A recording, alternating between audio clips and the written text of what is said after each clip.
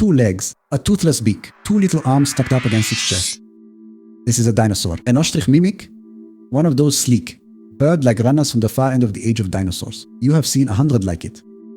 Except the rock is wrong. This one came out of the New Mexico desert, out of stone about 212 million years old. The ostrich mimics, it looks like won't exist for another 100 million years. So it can't be one. And when the team traced its bones back up the family tree, the animal in their hands wasn't a dinosaur at all. It was a crocodile. A crocodile relative, really growing on the wrong branch, wearing the body of a dinosaur that hadn't been invented yet. And the people who dug it out gave it a strange name. They called it the one they'd been expecting.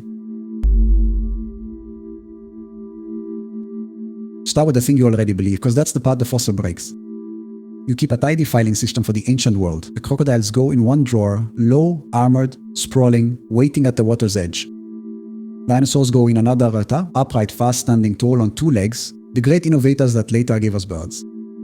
2-legged, beaked, built to run. That's the dinosaur drawer. Everyone knows that. And that reflex is exactly what this animal was built to betray. Its name is Labrujasuchus expectatus, and on the slab it is almost aggressively dinosaur-like. It stood and moved on 2 legs. Its arms are reduced, small, tucked in, nothing like the 4 limbs you picture on a crocodile. And its jaws carry no teeth at all, just a beak, the same kind of toothless beak you'd see on an ostrich. Look at the skeleton, and every instinct says small, bird like dinosaur. Every one of those instincts is wrong. And to be clear, what you are looking at in these images is a reconstruction, paleo art, built from the bones, not a photo of a living animal. But the bones are real, and the bones are the whole problem.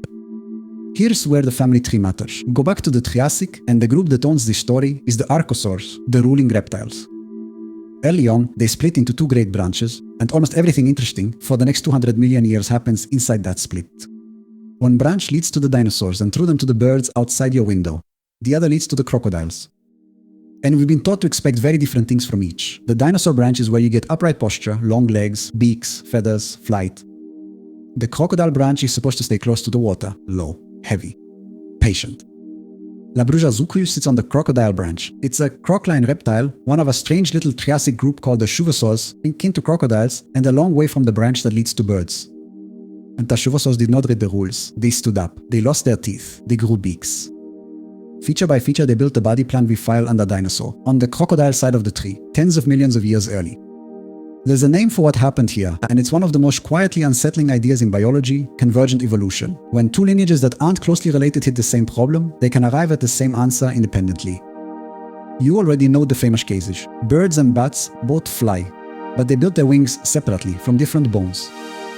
Sharks and dolphins share almost the same sleek shape, but one's a fish, and the other's a mammal that went back to the sea. Same problem, same answer, different branches. Labrujasuchus is that idea aimed straight at your gut sense of what a dinosaur is. The upright, beaked, running body we treat as the signature of the ostrich-mimics. The crocodile line built it first, in the Triassic, and then let it go. When the real ostrich-mimic dinosaurs finally arrive in the Cretaceous, they're reinventing something their distant croc-line neighbors had already tried 100 million years earlier. Nature, in effect, made the same dinosaur twice. The team behind the find is careful about what that means. Ellen Turner, who led the study, has put it roughly this way: walking on 2 legs is unusual for a crocodile relative, but it's a well-worn path for dinosaurs and birds. Evolution found that upright, striding posture more than once, on different branches, because it simply worked. The takeaway is quieter than look at the freak. A good body plan works like a magnet. Get the right pressures, and very different animals drift toward the same shape. Which brings us back to that name and to the part we still owe you. Labrujasuchus. The first half comes from the Spanish for witch, Labruja, because the bones came out of the ground near Ghost Ranch, New Mexico, a place whose name has long carried witches and sorcerers. Stitch that to the Greek for crocodile, and you get the witch croc, a crocodile that looks like something it has no business looking like. But it's the second half of the name that gives the game away. Expectatus. Expected. Awaited. You don't usually name an animal after the feeling of having waited for it. So why this one? Because it filled a gap the researchers already knew was there. But the Shuvosaurs weren't a complete surprise. An earlier cousin, Shuvosaurus, had already turned up in Texas, and its beaked skull was, at first, mistaken for dinosaurs too. A later cousin, Ephigia, had come out of that same Ghost Ranch rock. The team could see the shape of the group, but there was a hole in the middle of it, a missing step between the early forms and the late ones. Labrujasuchus drops straight into that hole. It's among the small handful of these croc-line mimics ever formally named, and it lands right where the pattern said one should be.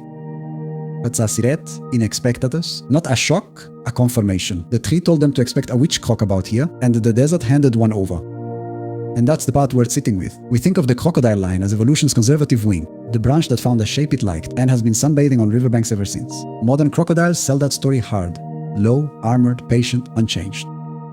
But the deep history of that branch is wild. Long before crocodiles settled into the ambush hunters we know, their Triassic relatives were experimenting, standing up, dropping their teeth, growing beaks, trying on the exact body plan we'd later hand to the dinosaurs as if it had always been theirs. To be clear, this is an extinct side branch, not the ancestors of today's crocodiles. Modern crocs were never a troop of beaked bipeds. But the crocodile line, taken as a whole, was once far stranger and far more inventive than the animals dozing at the water's edge would ever let you guess. So the next time you see one of those sleek, two-legged beaked dinosaurs and your brain files it neatly under dinosaur, remember the witch croc.